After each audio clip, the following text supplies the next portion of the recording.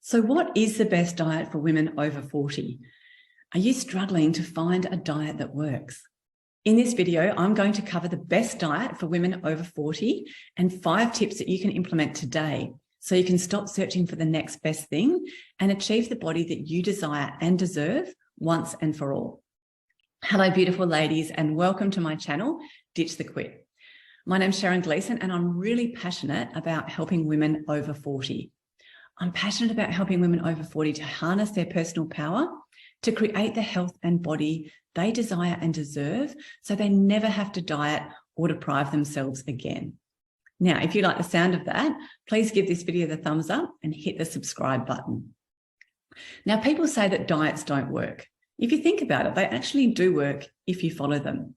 However, for many, they tend to only work in the short term, and that is while you're on them. Now, in my nearly 8 years as a health coach, I've never come across a single person who's managed to maintain the results that they achieve from a diet over the long term, so that they never had to diet again. So we continue to chase the next new fad or diet in the hope of finding something that will stick so we can be free from dieting. Isn't the information out there really so confusing about what is the best diet for women over the age of 40? I've heard it all. Intermittent fasting, tracking calories, keto, trying really low calories, no carbs, no fat. So I understand exactly how you're feeling if you're feeling really frustrated about whether to do keto, whether to do a juicing diet or to fast, and for how long. There's just so much information out there, isn't there? The diet industry actually thrive on you being confused. The thing is, it doesn't have to be difficult. It's actually much more straightforward than that. And I'm going to share with you what I've learned along the way through many, many years of experimenting with myself and 7 years of working with different diets and exercise plans to come up with a plan that really, really works. Now, in your 40s, 50s, and 60s, you're probably finding that you're putting on weight a lot more easily than you used to. Am I right? So let's get to it. What is a really good eating plan that I would recommend for women over 40 to help you to stay in the best shape for the rest of your life? That's easy to do, but more importantly, easy to maintain, that doesn't take hours and hours or involves strange ingredients and is family friendly. Well, it's a meal plan that focuses on these 5 things. Number 1 is nutrients. So feeling energized, focused, productive, and powerful are all significantly impacted by the nutrients that you place in your body. Food is not just fuel. It actually provides information to the body. So if you really think about why we eat, it's not just to fuel our tummies, it's to provide nutrients to our body to perform all of the functions it needs to do to keep us going and to do all of the things we ask it to do every day. And it also provides information to our hormones to take action. So if you really want to be at your best, you need to fuel your body with the right nutrients, especially when you're over the age of 40. So here we're focusing on macros, which you might have heard people talking about at the gym and wonder what are they talking about when they're talking about counting macros. Macros are a combination of your protein, fats, and carbohydrates. And once you get really good at this, and I'm going to show you in this video how to do it, then you really will come along a lot once you start balancing your macros and having the correct balance of protein, carbohydrates, and fats. It's really going to help you. Now, don't be afraid of carbohydrates. I know that keto is really popular at the moment, but you really do need carbohydrates for energy, and you will successfully lose weight by eating the right carbs and, more importantly, in the right proportion. So there's nothing wrong with carbs. Usually it's just that we're not eating the right carbs or we're not eating them in the right proportion. So as long as they're good carbs, so what I'm talking about here is things like brown rice, sweet potato, vegetables, quinoa, rather than your highly processed carbs. And in the right proportion, then carbs can still be your friend. Protein is really, really important, and you're going to hear more and more about just how important protein is. Protein is the building block for everything in our body. It's the building block for our cells. It helps with regulating our hormones. It oxygenates our blood. And it's really, really important for building and maintaining lean muscle. And who doesn't want that? So we need to make sure we're getting enough protein in our diet as well. And lastly, if you were brought up in the low-fat diet era like I was, This might sound scary, but making sure that you have enough good fats in your diet is really, really important, particularly in terms of your hormone balance. So if you're reducing fat too much, that's really not going to help you. So we do need all of these 3 important macros. We just need to make sure that we're getting the right ones and in the right proportion. So this How to Fill Your Plate is honestly the simple and most effective tool that I've ever come across. I love to share this with my clients. Why do I love this so much? Because honestly, it is the sort of tool that you can use anywhere, whether you're at home, whether you're ordering dinner out at a restaurant, whether you're grabbing lunch on the go, whether you're traveling. So many diets that involve weighing and measuring everything and counting things just aren't practical with the way that we live our lives these days. But this tool, you can use it anywhere. So if you'd like some help getting started with this, download my How to Fill Your Plate freebie by clicking on the link below in the comments. So any meal that you make currently can be readjusted to fit this.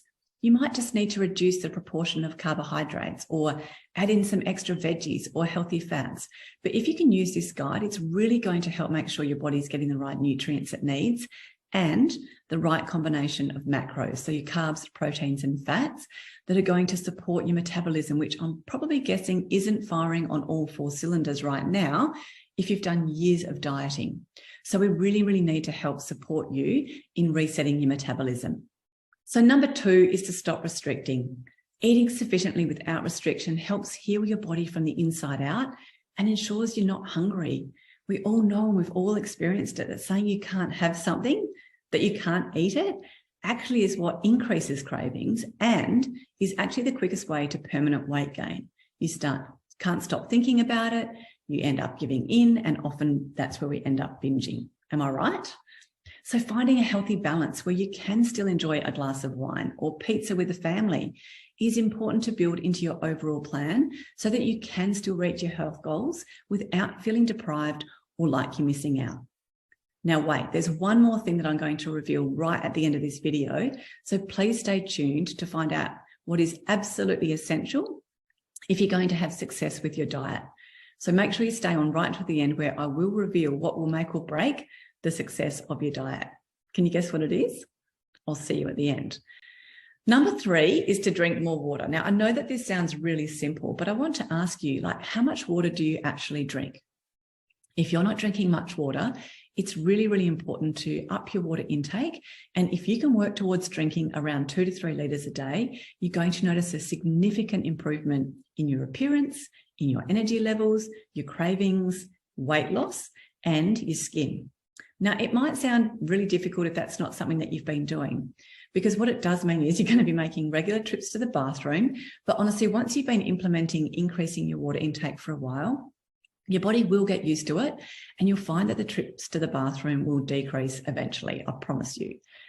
Now, why is this so important? So if you are someone who struggles with cravings, here's why. So even mild dehydration, so as little as 2%, actually triggers a hormone response. So when we start to get dehydrated, our body starts seeking energy, and it's not necessarily looking for water, it's looking for energy. So the hormone called ghrelin is released, which is our hunger hormone, and we start to crave foods that give us energy, even though what our body really needs is water. So even if we eat to satisfy that craving, because we're still dehydrated, our brain's not going to register. So we may satisfy the craving, but because we're still dehydrated, our body will still be seeking energy. And that's why we feel like we're not satisfied and we still experience cravings, even after we might have eaten that chocolate bar, we might have eaten 2 Oreos, but you feel like you could smash the whole packet. Has that ever happened to you? So until you rehydrate yourself, your body is still going to be looking for energy. So really, really important that you keep hydrated. So here's a little tip. If you do experience a craving, before you actually give in and eat the food that you're craving, just try having a glass of water first. Wait a few minutes, and then if you're still craving that food, eat it, because at least that way, once you've eaten it, your body will have rehydrated and you might be less inclined to need to continue eating that food that you were seeking in the first place. Another extra little tip is if you are someone who craves something sweet at the end of the day, for example, after dinner, try having a warm cup of water with half a teaspoon of cinnamon and a tiny drop of honey or rice malt vinegar, because not only will that rev up your metabolism while you sleep, but it's also going to soothe your craving for something sweet. Did that just rhyme?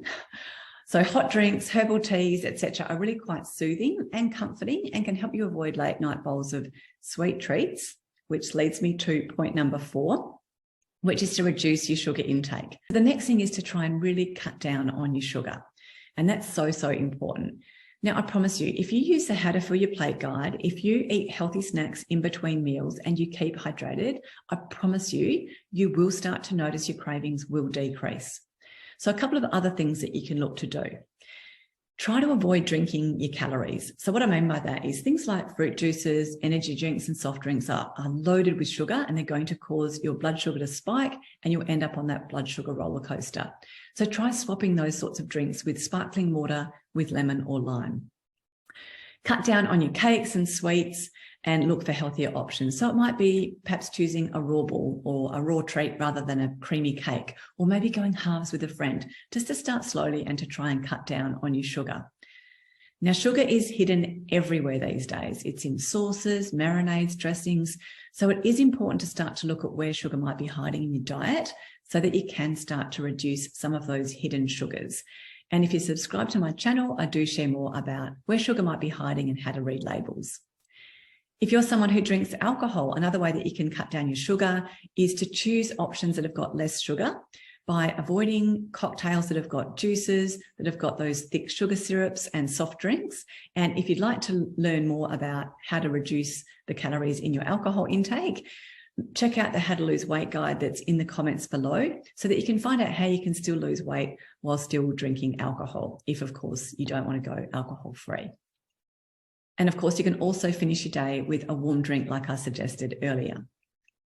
So as I said, if you can reduce your sugar intake, use the How to Fill Your Plate guide. It's going to really help to balance your blood sugar, which is really, really important for helping to maintain your energy levels throughout the day and really important for helping to manage your cravings. So number 5, 2 other really important things that you need to be doing if you are over 40, which aren't related to diet, but are really, really critical to having the body and the health that you desire and deserve, are number 1, sleeping sufficiently. Now, I know that that might sound so simple, and I was someone who never prioritized sleep, but honestly, getting enough sleep really helps to reduce stress, which wreaks havoc on our system when we're over 40, particularly if you're going through menopause. It also increases your energy. And this is 2 reasons why women say that they overeat in the first place. They feel low in energy and they feel stressed and tired. And number 2 is moving sufficiently. I don't necessarily mean hours and hours, but moving is really important because it burns calories, it helps to curb our appetite, it increases your energy, and it helps make you feel and look good. And look, I would highly recommend that you implement some sort of resistance or weight training plan because it is going to help get you in the best shape of your life. It'll help you to maintain muscle mass and will help you to maintain lean muscle, which is crucial as you head towards menopause and also really important for avoiding osteoporosis. And it does go hand in hand with having a good eating plan. Now, I think that you'll agree with what I've just shared with you is not rocket science. You probably know all of this anyway, but guess what? Knowing and doing aren't the same thing. Now, I promise you that I would reveal at the end what's going to make or break the success of your diet. Did you guess what it is? Yes, it's mindset. Mindset is so, so important. Now, through the research that I've done on many, many women, the psychology or the mindset about getting into shape is just as important as the physical side of it. So the diet, the exercise plan, the water, etc. If you don't have the right mindset, you're not going to be successful. It's all about having a crystal clear vision of what you want for your health and your body, the positivity and the belief that you are going to get into the shape that you want to get into, to feel confident in your clothes and great in your skin. So many of us have eating issues or an unhealthy relationship with food. And if you are someone who has struggled with your relationship with food, if you're someone who binges, you really do need to deal with some of these issues as part of your overall plan. So for example, if you are prone to binge eating, you must undertake changes to help with this at the beginning and throughout your program Because if it doesn't, you're going to be setting yourself up to fail. This is the key. And many of us need help and support to keep us steady when we want to create healthy, fit bodies and ditch that dieting mentality for good. And I know I've been there. I've experienced this. I'm just like anyone else. Even though I'm a health coach, it doesn't necessarily mean that we're perfect. We can fall off the wagon and eat really sugary foods and treats. So you really need to get some support to deal with that and keep you steady while you're making these new habits. And you do need to have that vision in mind that you are going to be successful, that you can get into good shape. Because sometimes what happens is when we've failed over and over, we don't trust ourselves. So there's no reason why at any age you can't get into the best shape of your life. And I believe in my 50s that I'm possibly in the best shape that I've ever been, even in my 20s and 30s. So I believe that you can do it. I believe if you really want to do this, you can do it. If you're ready to commit to a long-term solution and not another short-term fix, to focus on falling in love with the journey and trust that the results will come even for you. If you've liked today's video, remember to give it the thumbs up and hit the subscribe button so you're notified when I release more videos like this. You literally are only a few small shifts away from harnessing your personal power to create the body and the health that you desire and deserve. Thanks for being here. Leave a comment and I look forward to seeing you in my next video.